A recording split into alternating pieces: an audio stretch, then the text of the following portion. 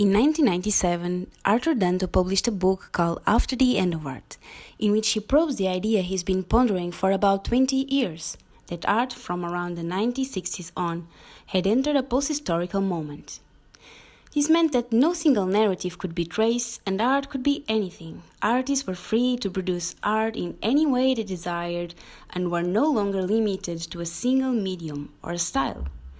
He argued that there really is no art more true than any other, and that there is no way art has to be. All art is equally and indifferently art. This also meant that painting had no longer the dominant role, but was only one of the possible tools available to artists. With such a wide range of possibilities, artworks were no longer identifiable by how they looked, because they could be visually indistinguishable from the objects of our daily life, setting the focus on the concept, the idea, in what makes them art. So, the end of art theory doesn't mean that art ceased to be produced, but that a single narrative about art is no longer possible. He writes, "A story was over. It was not my view that there would be no more art, which death certainly implies, but that whatever art there was to be would be made without the benefit of a reassuring sort of narrative, in which it was seen as the appropriate next stage in the story." We'll go back to this idea of death he refers to, but for now, what I want to underline is that Danto believed that art had no longer a right direction it had to take. It could go anywhere. It was pluralistic, no longer bound by certain materials, styles, or subject matters considered more appropriate than others. I'm going to use John Baldessari's body of work to exemplify Danto's theory. He's known for, well, a lot of things actually. Baldessari was an influential member of the conceptual art movement. In 1970, he cremated almost all his paintings. He made a piece where he says he will not make any more boring art, and a video piece where he says he's making art. I'm making art. He also puts dots over people's faces. He uses different media, he appropriates material from others, from film stills to advice on how to make art, and has no problem in having other people executing the work for him. His artworks have a characteristic subtle sense of humor and explore language, communication, and what art can be. He was a teacher at the California Institute of Arts in Valencia, California from 1970 till 1988, and also at the UCLA between 1996 and 2007. So, Baldessari was a very influential artist in the California art scene, not only because of his body of work, but also by his students. There's a short film about him called A Brief History of John Baldessari, narrated by Tom Waits. He's got a great voice. Thanks, John. John Baldessari has been called the godfather of conceptual art, a master of appropriation, a surrealist for the digital age. He's made paintings, photographs, billboards, videos, films, sculptures, digital art, credit cards, and an iPhone app. In 1970, John Baldessari burned everything he ever made. It was in a crematorium, so the proper term would be cremated, I suppose. We'll get back to that. I think this sums it up pretty well. But before I continue, I want to address some of Danto's main ideas first. Danto's theory developed from seeing the Andy Warhol's Brillo boxes in April 1964. He was intrigued by how they were indiscernible from the commercial boxes sent to supermarkets.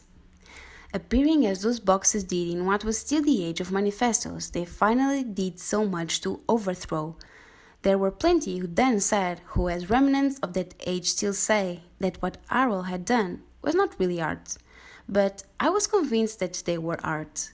And for me, the exciting question, the really deep question, was wherein the difference lies between them and the Brillo cartons of the supermarket storeroom, when none of the differences between them can explain the difference between reality and art. The phrase Age of Manifestos appears throughout his book and refers to the modernist period, from around the beginning of the 20th century till the 1960s. He points out that modernist movement, in the quest for what art was, tended to define it very strictly, singling out each other. They did so many times by actually writing a manifesto that considered their own definition of art as the only true one, negating any other. He draws a parallel I find relevant between art and politics at this time. It is not surprising, simply shocking, to recognize that the political analog of modernism in art was totalitarianism, with its ideas of racial purity and its agenda to drive out any perceived contaminant. He considers the post-historical moment immune to manifestos. It doesn't have a master narrative, there's no art more true than other. I wonder what could be said of the social-political moment parallel to this. But anyway, so the Brillo boxes were in counterflow with their age and were inaugural in this post-historical moment Danto describes. Because of the possibilities they opened up by being art. Art could no longer be tapered to one single definition. The philosophical question of the nature of art, rather, was something that arose within art, when artists pressed against boundary after boundary and found that the boundaries all gave way. All typical 60s artists had that vivid sense of boundaries, each drawn by some tacit philosophical definition of art, and their erasure has left us the situation we find ourselves in today. Only when it became clear that anything could be a work of art could one think philosophically about art. Only then did the possibility arise of a true general philosophy of art. So this story is like a coming-of-age narrative of art that led it to the awareness of its philosophical nature and so to its liberation from the constraints of philosophy and history. For Danto, art was surpassed by thought because its resources alone could no longer satisfy our human intellect and spirit. Thinking has risen above and beyond what art is capable of. This thought was heavily based on Hegel's theory of art, and Danto himself cites Hegel many times. Art, considered in its highest vocation, is and remains for us a thing of the past. Thereby, it has lost for us genuine truth and life, and has rather been transferred into our ideas instead of maintaining its earlier necessity in reality and occupying its higher place. Art invites us to intellectual consideration, and that not for the purpose of creating art again, but for knowing philosophically what art is. So, for Danto, as well as for Hegel, art is historical.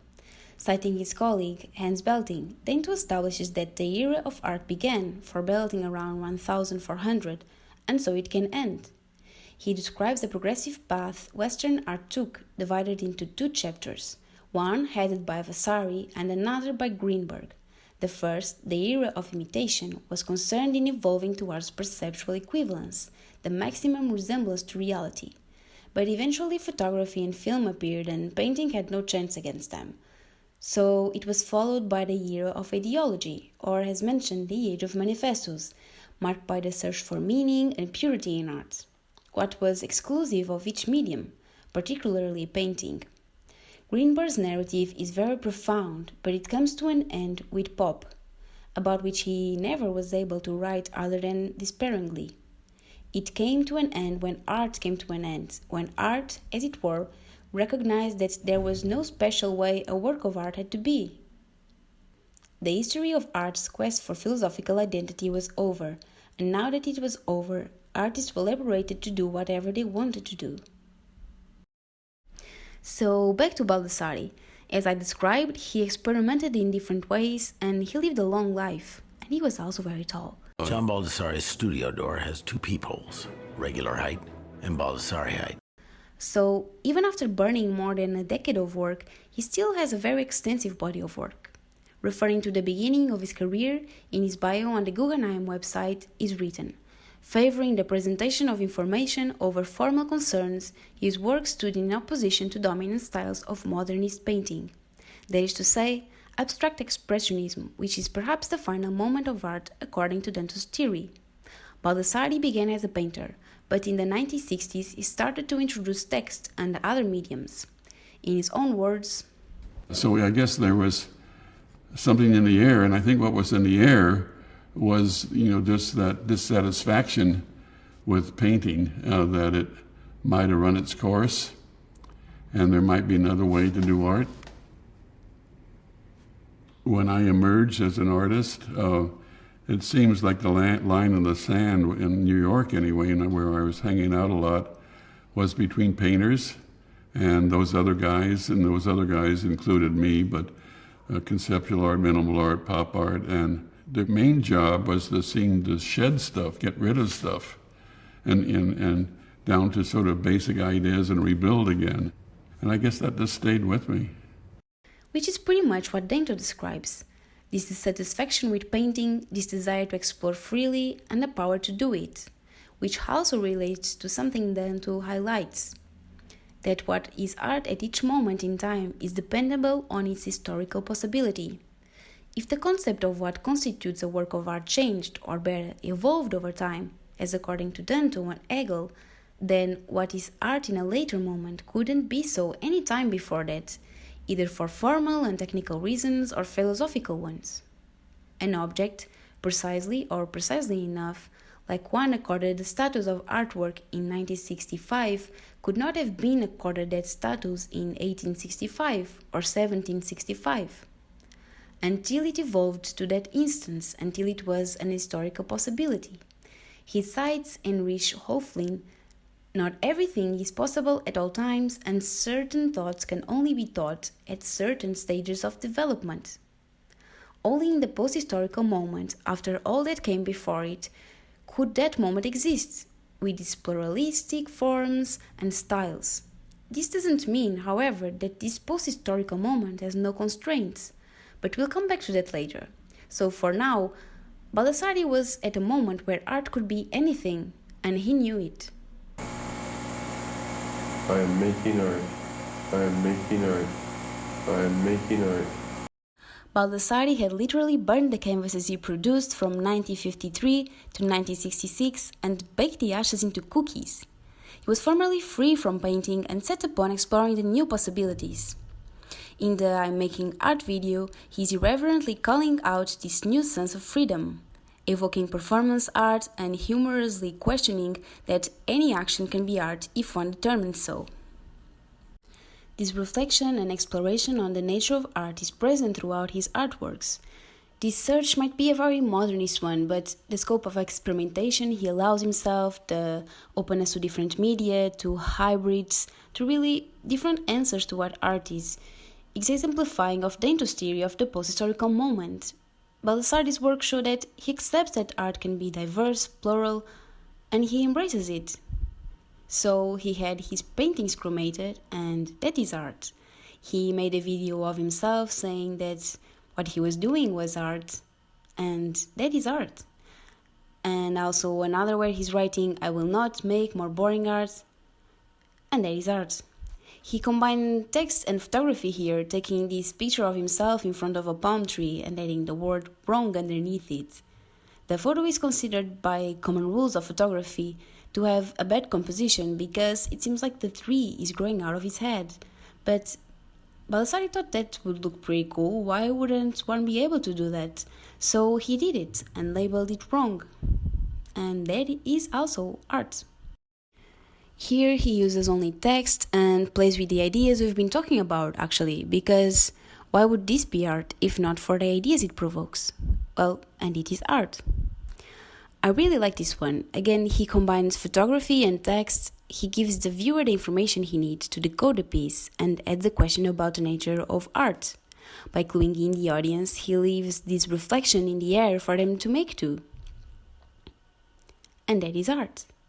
He had a big collection of film stills and photographs from newspapers, and he separated them by themes. It said that the biggest piles were kissing and guns. So appropriated photos, also here.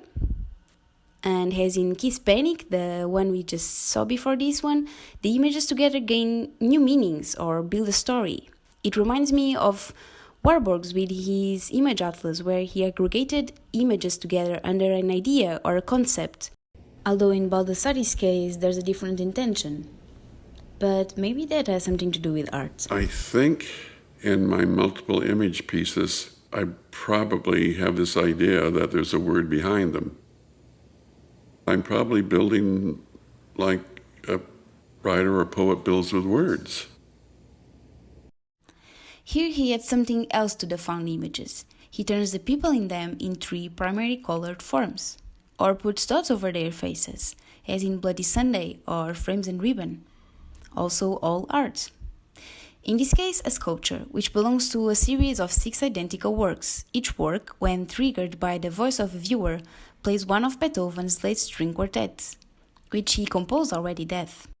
So, a lot of different things are art. The examples we saw are all by the same artist, and they may look distinct from each other, and they do use different media. So, what determines an artwork? Well, according to Danto's theory, largely based on Hegel's ideas, artworks are able to embody their meaning.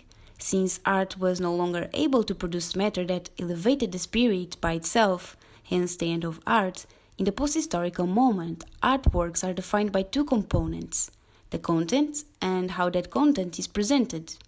This seems a bit abstract, and it is. Danto himself recognizes that at least a third condition should exist, but one that he cannot provide. Anyway, the main idea is that artworks should embody their content, that what our senses capture should relate to the concept behind it. This is why the idea or the concept of a piece of art became central in the post-historical moment. For example, as we saw in Everything is Purged, the meaning of this would be to question the nature of art. By painting this sentence on a canvas, the work embodies its meaning, because it makes the viewer reflect about it, about what makes that a painting, what is a painting, what makes a painting art, what's the relation between an idea and art. Are they opposed? If so, how can this be art? But if it is art, then ideas have something to do with it, and he's playing with our preconceptions of paintings and art. Is this a joke? This is a common approach in Baldessari's body of work, as it may have become clear by now. He reflected plenty about what made art art, so that's the content of his work a lot of times. That includes exploring the boundaries of art and directly addressing the question, why is this art? So his work is packed with this auto-reflective dimension, with artworks that are conceived to question themselves, to inquire about art. This philosophical density is what enfranchised art and led it to its end, according to Danto's theory. As Danto himself writes, of course, a good many artists in the last 30 years have not engaged in this sort of quest for the difference between art and reality at all. But in my sense, once art itself raised a true form of philosophical question, that is, the question of the difference between artworks and real things, history was over. The philosophical moment had been attained, the questions can be explored by artists who are interested in them, and by philosophers themselves. Another very characteristic element of Baldessari's work is humor. Although Danto doesn't focus much on this, I guess it's included in the possibilities of expression in the freedom of the post-historical moment. He does mention comedy in the end of the book. He points out that comedy doesn't have to be funny and that doesn't take seriousness of a subject. It is wholly consistent that the kind of comedy in which the end of art consists can express itself on tragedy tragically, for the comedy is in the means and not the subject. And he chooses to finish the book with this idea. With all this happiness, it would be wonderful if this were a golden age of art, but probably the conditions of comedy are the guarantee of tragedy, if the latter means that our age is not a golden age. You can't have everything. In the end, I guess comedy does play a part in Danto's theory, and I think the association between comedy and tragedy is suggestive of the post-historical mood, that feeling of freedom and experimentation, of endless possibilities and playfulness, but also of philosophical density, of unanswered questions, existential doubts, and an absence of clear paths. Chaos, I guess. And humor, comedy, satire, irony seem to me a powerful tool in those conditions. I think that's applicable to Baldessari's work. For example, teaching a plenty alphabet with this already marvelous title, if I may say, in which he ironically addresses the questions of language, its opacity, the difficulty or even impossibility of communication. And this sounds quite dramatic, but Baldessari manages to make this situation quite comical.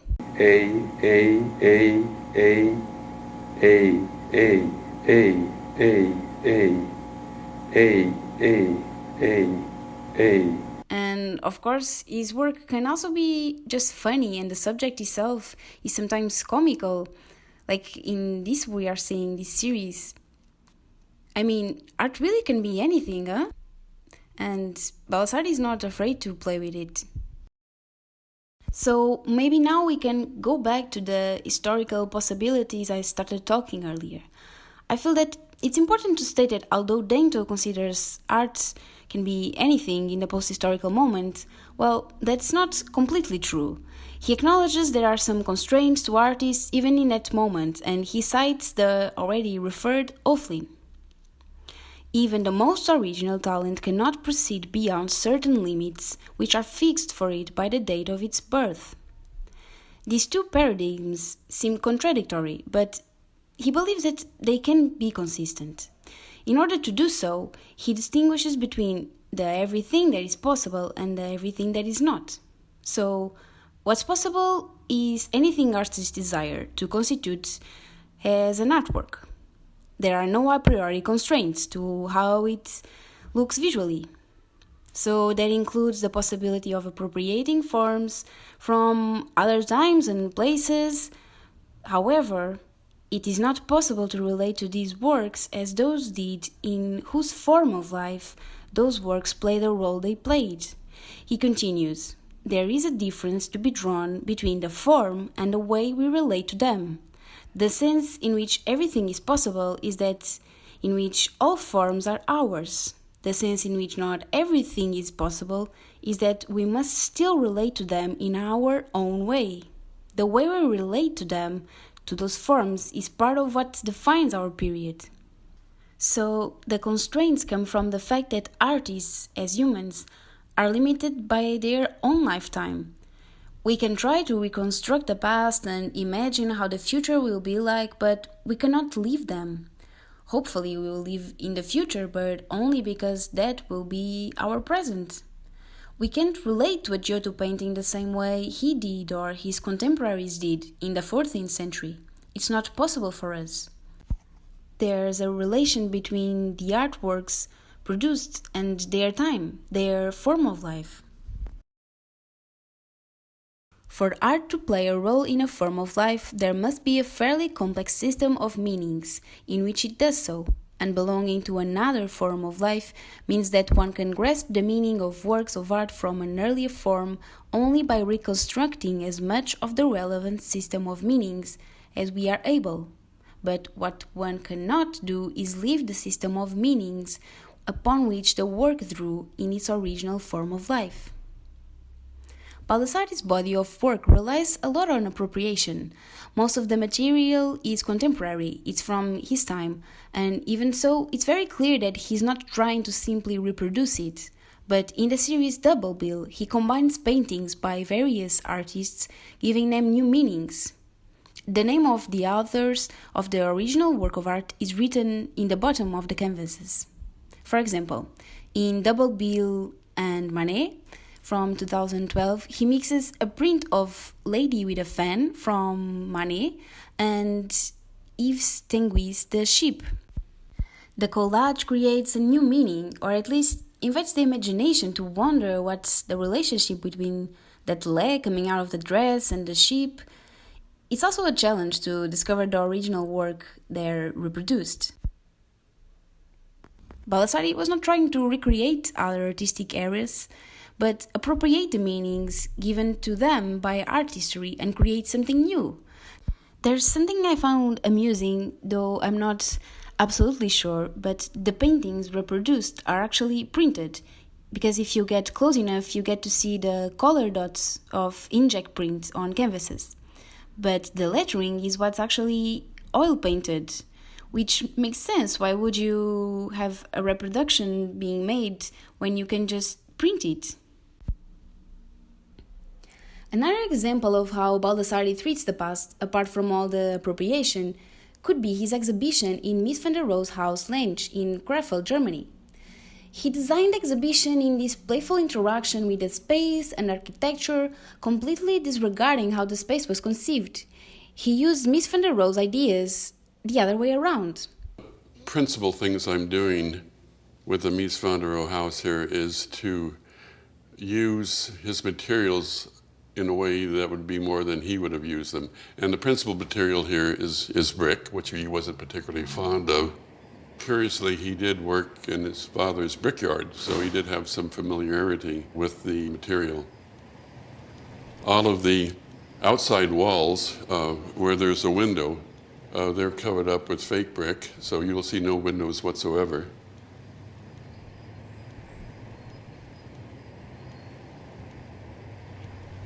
And Mies van der Rohe was very careful in framing the views of the garden. Where there is a window in the walls, there will be substituted views of the Pacific Ocean and landscape in Southern California. But in front of each window, there will be one Mies van der Rohe chair where you can sit and contemplate the view. Then in one wall, I'm having manufactured as an addition a couch in the shape of an ear, flanked left and right by two upturned noses as sconces so that you'll either have light or flowers coming out of the nostrils. So I figured it's everything that Mies van der Rohe would hate.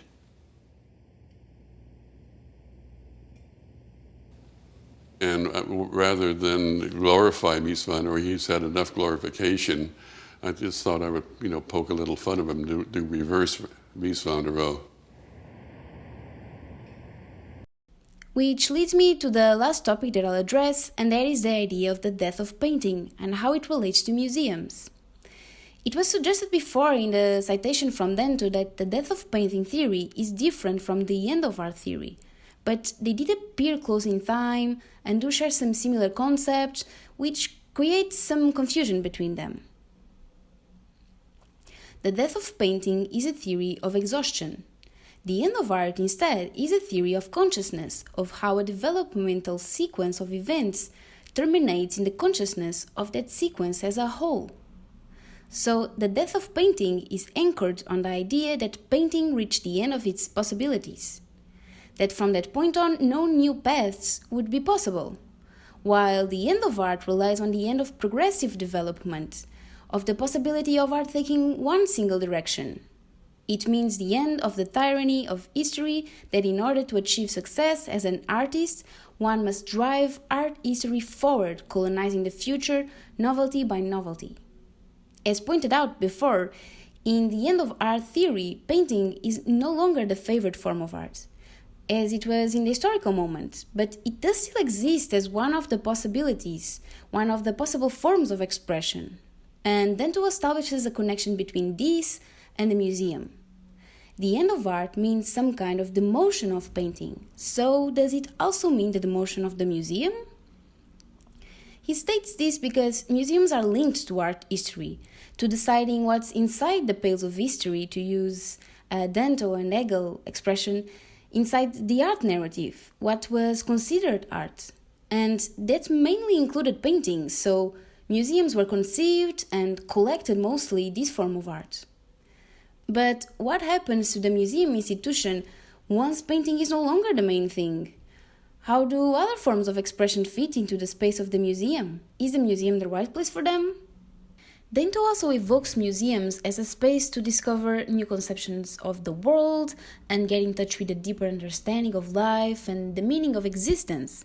Museums were once considered, by some at least, to be this center of knowledge. He considers Adam Wever, a character in Henry James' novel The Golden Bough, who had some kind of epiphany regarding aesthetic experience and wanted the people who worked for him, a lot, him being a millionaire, he wanted them to have the same experience he had to satisfy their thirst for knowledge. The knowledge was in effect the knowledge of beauty, and Wever must have belonged to a generation that still resonated to the steering thought that beauty and truth were identical, and that release from the bondage of ugliness meant release from the bondage of ignorance, and hence that exposure to beauty was equivalent to a curriculum of knowledge. Of course, this idea of beauty doesn't make much sense in the post-historical moment, but Danto believed that there's a different kind of thirst. What they thirst for, in my view, what we all thirst for, is meaning, the kind of meaning that religion was capable of providing, or philosophy, or finally art. If museums, being a structure where art is presented, can adapt to this new pluralistic art world, then they might survive as spaces that satisfy this human need. Which way is it, John? I can remember very clearly seeing Mondrian's Broadway Boogie Woogie at the Whitney, and I cried. Yeah, it was so beautiful. So I've just never had a reaction to art like that. I didn't know you could react like that. Well, not, boo-hoo-hoo, but, a couple of tears did run down my cheek. I guess what I've realized is I'm afraid. What if I go inside the museum, look around at all the art, and I just don't get it? I think the best thing is not to be intimidated. And if you don't like something, you just say, I don't like it. That's fine. Art should be fun. You're right. Thank you. Come here. Put it here. I'm gonna go in and look at some art. As you can deduce from the examples shown of Baldessari's work, painting was not his main form of expression, and it's not about technical virtuosity either. Also, his artworks found a way to fit in museums, or museums found a way to fit them in. The Pure Beauty exhibition, for example, was a traveling success. Or maybe a bit of both. But also his artworks could exist in other spaces.